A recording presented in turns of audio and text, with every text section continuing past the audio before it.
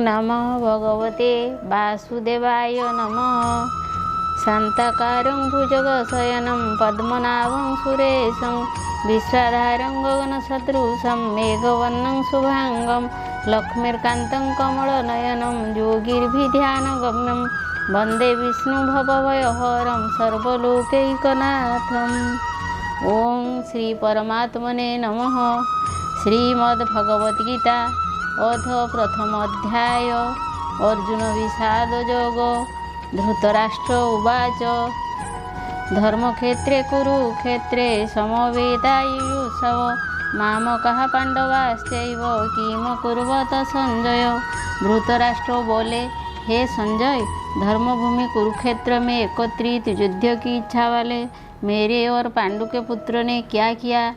संजय उवाच दृष्ट्वा तु पांडवानीकं व्यूढ़ं दुर्योधनस्तदा आचार्यमुपसंगम्य राजा वचनमब्रवीत्। संजय बोले, उस समय राजा दुर्योधन ने व्यूह रचना युक्त पांडवों की सेना को देखकर और द्रोणाचार्य के पास जाकर यह वचन कहा।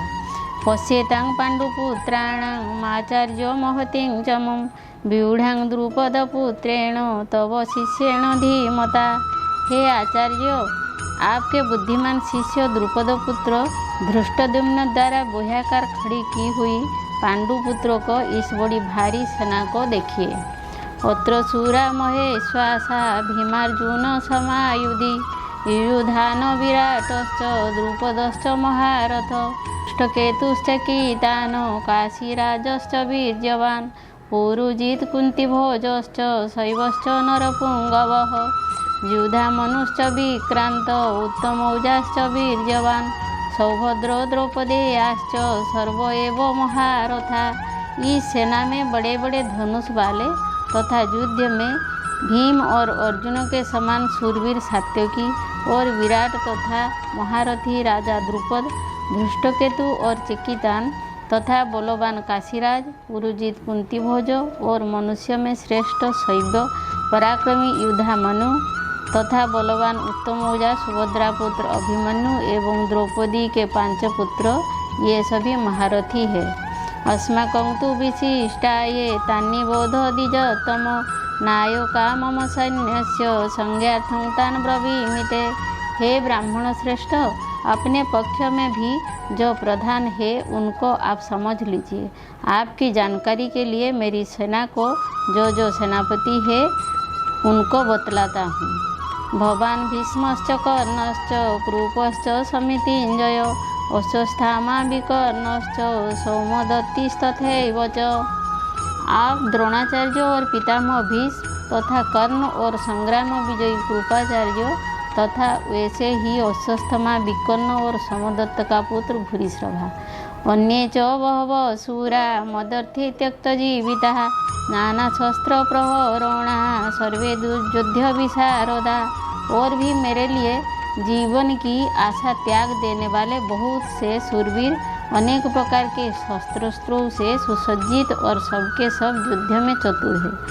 अपर्याप्तं तदस्माकं बलं भीष्माभिरक्षितं पर्याप्तं तिदमेतेषां बलं भीमाभिरक्षितं। भीष्म पितामह द्वारा रक्षित हमारी वह सेना सब प्रकार से अजेय है और भीम द्वारा रक्षित इन लोगों की यह सेना जितने में सुगम है। अनयेषु च सर्वेषु यथा वागमवस्थिता भीष्ममेवाभिरक्षन्तु भवन्तः सर्व एव हि। इसीलिए सब मोर्चा पर अपनी अपनी जगह स्थित रहते हुए आप लोग सभी निसंदेह भीष्म पितामह की ही सब ओर से रक्षा करें। तस्य संजनयन हर्षं कुरु बुद्ध पितामह सिंहनादं विनद्याचे शंखं दद्मो प्रतापवान। कौरवों में वृद्ध बड़े प्रतापी पितामह भीष्म ने दुर्योधन के हृदय में हर्ष उत्पन्न करते हुए उच्च स्वर के सिंह की दहाड़ के समान गरज कर शंख बजाया। तत शंखाश्च भौजश्च प्रणवानक गोमुखा सहसेवाभ्य अनंत्य सशब्दस्तुमूलभवत्। इसके पश्चात शंख और नगारे तथा ढोल मृदंग और नरसिंह आदि बाजे एक साथ ही बज उठे उनका वह शब्द बड़ा भयंकर हुआ। ततो शेतेर्भयैर्युक्ते महती स्यन्दने स्थितौ माधवः पांडवश्चैव दिव्य शंखं प्रदद्मतु। इसके अनंतर सफ़ेद घोड़ों से युक्त उत्तम रथ में बैठे हुए श्री कृष्ण महाराज और अर्जुनों ने भी अलौकिक शंख बजाए। पांचजन्यं हृषिकेशं देवदत्तं धनंजय पौंडं दद्मो महाशंखं भीमकर्मामृकधरः। श्री कृष्ण महाराज ने पांचजन्य नामक, अर्जुन ने देवदत्त नामक और भयानक कर्म वाले भीमसेन ने पौंड नामक महाशंख बजाया। अनंत विजयं राजा कुंतीपुत्र युधिष्ठिर नकुल सहदेवश्च सुघस मणिपुष्पकौ। कुंतीपुत्र राजा युधिष्ठिर ने अनंत विजय नामक और नकुल तथा सहदेव ने सुघस और मणिपुष्पक नामक शंख बजाए। काश्यश्च परमेश्वासः शिखंडी च महारथः धृष्टद्युम्न विराटश्च सात्यकिश्चापराजित द्रुपद द्रौपदेयाश्च सर्वसमपृथिवीपते सौभद्रश्च महाबाहु शंखान् दद्मु पृथक पृथक। श्रेष्ठ धनुष वाले काशीराज और महारथी शिखंडी एवं धृष्टद्युम्न तथा राजा विराट और अजय सात्यकी राजा द्रुपद एवं द्रौपदी के 5 पुत्र और बड़ी भुजा वाले सुभद्रा पुत्र अभिमन्यु, इन सभी ने हे राजन 100 वर्ष से अलग अलग शंख बजाए। सघस धातराष्ट्राणां हृदयानि व्यधारयत् नभश्च पृथिवीं चैव तुमुलव्यनुनादयन्। और उस भयानक शब्द ने आकाश और पृथ्वी को भी गुंजाते हुए धातराष्ट्र के अर्थात आपके पक्षवालों की हृदय विदीर्ण कर दिए।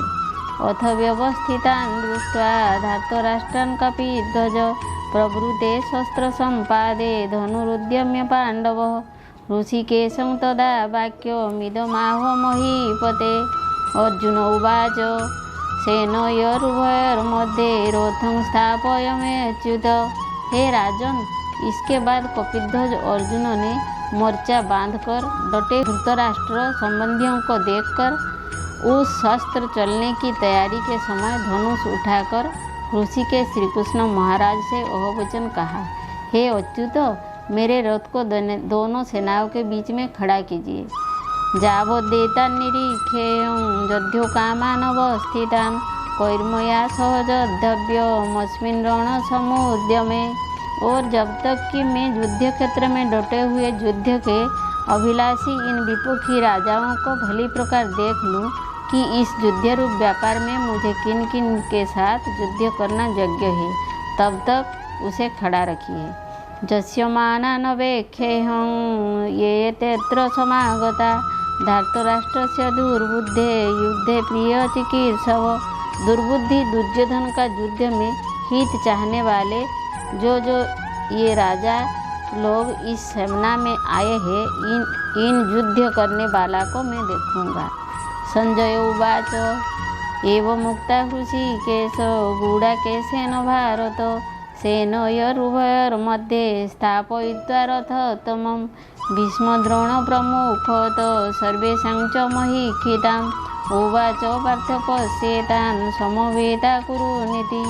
संजय बोले, हे धृतराष्ट्र, अर्जुन द्वारा इस प्रकार कहे हुए महाराज श्री कृष्णचंद्र ने दोनों सेनाओं के बीच में भीष्म और द्रोणाचार्य के सामने तथा संपूर्ण राजाओं के सामने उत्तम रथ को खड़ा करके इस प्रकार कहा कि हे पार्थ, युद्ध के लिए जुटे हुए इन कौरवों को देखो। तस्त्रापस्य स्थितान् पार्थ पुत्रूनोऽथ पिता महान् आचार्या मातुलान् भातॄन् पुत्रान् पौत्रान् सखींस्तथा ससुरान् सुहृदश्चैव सेनयोरुभयोरपि। इसके बाद पुत्र अर्जुन ने उन दोनों ही सेनाओं में स्थित ताऊ चाचा को, दादा परदादा को, गुरुओं को, मामाओं को, भाइयों को, पुत्रों को, पौत्रों को तथा मित्रों को, ससुरों को और सुहृदयों को भी देखा। तान् समीक्ष्य कौन्तेय सर्वान् बन्धून् अवस्थितान् रूपया परयाविष्ट विषीदन्नदमब्रवीत्। उन उपस्थित संपूर्ण बंधुओं को देखकर वे कुंती पुत्र अर्जुन करुणा से युक्त होकर शोक करते हुए यह वचन बोला। अर्जुन उवाच दृष्टेमं स्वजनं कृष्ण युषु समुपस्थितं सीदन्ति मम गात्राणि मुखं च परिशुष्यति बेपथुश्च शरीरे मे रोमहर्षश्च जायते। अर्जुन बोले, हे कृष्ण, युद्ध क्षेत्र में डटे हुए युद्ध के अभिलाषी इस स्वजन समुदाय को देखकर मेरे अंग शिथिल हुए जा रहे हैं और मुख सूखा जा रहा है तथा मेरे शरीर में कंप एवं रोमांच हो रहा है। गांडीवं संस्रते हस्तात्तुक्चैव परिदह्यते न च शक्यम्यवस्थातु भ्रमतीव च मे मनः। हाथ से गांडीव धनुष गिर रहा है और त्वचा भी बहुत जल रही है तथा मेरा मन भ्रमित सा हो रहा है, इसीलिए मैं खड़ा रहने को भी समर्थ नहीं हूँ। निमित्तानि च पश्यामि विपरीतानि केशव न च श्रेयोनुपश्यामि होत्वा स्वजनमाहवे। हे केशव, मैं लक्ष्मण को भी विपरीत ही देख रहा हूँ तथा युद्ध में स्वजन समुदाय को मारकर कल्याण भी नहीं देखता। नौकांखे विजयं कृष्ण नो च राज्यं सुखानि च किं न राज्येन गोविंद किं भोगैर्जीवितेन वा। हे कृष्ण, मैं ना तो विजय चाहता हूँ और ना राज्य तथा सुखों को भी। हे गोविंद, हमें ऐसे राज्य से क्या प्रयोजन है अथवा ऐसे भोग से और जीवन से भी क्या लाभ है। ये सामर्थ्यकांक्षी तंगनो राज्यं भोगा सुखानि च तयिमेव स्थिता युद्धे प्राणं त्यक्ता धनानि च। हमें जिनके लिए राज्य भोग और सुखादि अभिष्ट है वही ये सब धन और जीवन की आशा को त्याग कर युद्ध में खड़े हैं। आचार्या पितर पुत्रास्तथैव च पितामहा मातुलः ससुरा पौत्रः शाला संबंधिनस्तथा। गुरुजनों, ताऊ, चाचे, लड़के और इसी प्रकार दादे, मामे, ससुर, पौत्र, साले तथा और भी संबंधी लोग हैं। एतान्न हन्तुमिच्छामि घ्नोतपि मधुसूदन अपि त्रैलोक्यराजस्य होत किं नु मही कृते। हे मधुसूदन, मुझे मारने पर भी अथवा तीनों लोगों के राज्य के लिए भी मैं इन सबको मारना नहीं चाहता। फिर पृथ्वी के लिए तो कहना ही क्या है। निहत्यो धार्तराष्ट्रान्न का प्रीतिस्या जनार्दन पापमेवाश्रये दस्मान होते ताता तोताइन। हे जनार्दन, धृतराष्ट्र के पुत्र को मारकर हमें क्या प्रसन्नता होगी। इन आतताई को मारकर तो हमें पाप ही लगेगा। तस्मान्नाह वयं हन्तुं धार्तराष्ट्रान् स्वबान्धवान् स्वजनं हि कथं हत्या सुखिनो श्याम माधव। अतएव हे माधव, अपने ही बांधव धृतराष्ट्र के पुत्र को मारने के लिए हम योग्य नहीं है, क्योंकि अपने ही कुटुंब को मारकर हमें कैसे सुखी होंगे। यद्यपेते न पश्यन्ति लोभोपहत चेतस कुलक्षय कृतं दोषं मित्रद्रोहे च पातकं कथं न गेयमस्माभिः पापादोस्मान् निवर्तितुं कुलक्षय कृतं दोषं पश्यभि जनार्दन। यद्यपि लोभ से भ्रष्टचित हुए ये लोग कुल से नाश से उत्पन्न दोष को और मित्र से विरोध करने में पाप को नहीं देखते, तो भी हे जनार्दन, कुल के नाश से उत्पन्न दोष को जानने वाले हम लोग को इस पाप से हटने के लिए क्या नहीं विचार करना चाहिए। कुलक्षये प्रणश्यन्ति कुलधर्मा सनातना धर्मे नष्टे कुलं कृष्ण मधर्व विभवत्युत। कुल के नाश से सनातन कुल धर्म नष्ट हो जाते हैं। धर्म के नाश हो जाने पर संपूर्ण कुल में पाप भी बहुत फैल जाता है। अधर्माभिभवात् कृष्ण प्रदुष्यन्ति कुल स्त्रियो स्त्रीषु दृष्टा सुवास्नेयो जायते वर्ण संकर।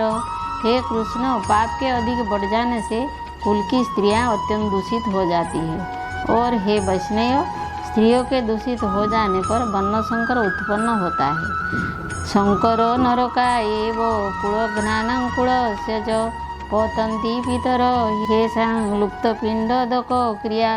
वर्ण संकर कुलघातियों को और कुल को नरक में ले जाने के लिए ही होता है। लुप्त हुई पिंड और जल की क्रिया वाले अर्थात श्राद्ध तर्पणों से वंचित इनके पितरलोक भी अधोगति को प्राप्त होते हैं। दशैरेते कुल ज्ञानं वर्ण संकर कारके साध्यन्ते जाति धर्मा कुल धर्माश्च शाश्वता। इन वर्ण संकर कारक दोष से कुलघातियों के सनातन कुल धर्म और जाति धर्म नष्ट हो जाते हैं। उत्सन्न कुलधर्माणां मनुष्याणां जनार्दनो नरके नियतं वास भवतीत्य सुश्रुम। हे जनार्दन, जिनका कुल धर्म नष्ट हो गया है ऐसे मनुष्य का अनिश्चित काल तक नरक में वास होता है, ऐसा हम सुनने आए हैं। ओहो बोध महात् पापं कर्तव्यवसिता वयं जद्राज्य सुखलोभेन हन्तुं स्वजनमुद्यता। हाँ, शौक हम लोग बुद्धिमान होकर भी महान पाप करने को तैयार हो गए हैं, जो राज्य और सुख के लोभ से स्वजनों को मारने के लिए उद्यत हो गए हैं। यदि माम प्रतीकार मशस्त्रं शस्त्रपाणयो धातुराष्ट्रांगणे हंतु तन्मे क्षेमतरं भवेत्। यदि मुझे शस्त्र रहित एवं सामना ना करने वालों को शस्त्र हाथ में लिए हुए धृतराष्ट्र के पुत्र रण में मार डाले तो वह मारना भी मेरे लिए अधिक कल्याणकारक होगा। संजय उवाच एवं मुक्तार्जुन संख्ये रथपस्थ उपाविशत् विसृज्य सशरं चाप शोकसं विघ्नमानस। संजय बोले, रणभूमि में शोक से उद्विग्न मन वाले अर्जुन इस प्रकार कहकर बाण सहित धनुष को त्याग कर रथ के पिछले भाग में बैठ गए। ओं तत्सदिति श्रीमद्भगवद्गीता उपनिषत्सु ब्रह्म विद्यायां योगशास्त्रे श्रीकृष्णार्जुन संवादे अर्जुन विषाद योगो नाम प्रथम अध्याय।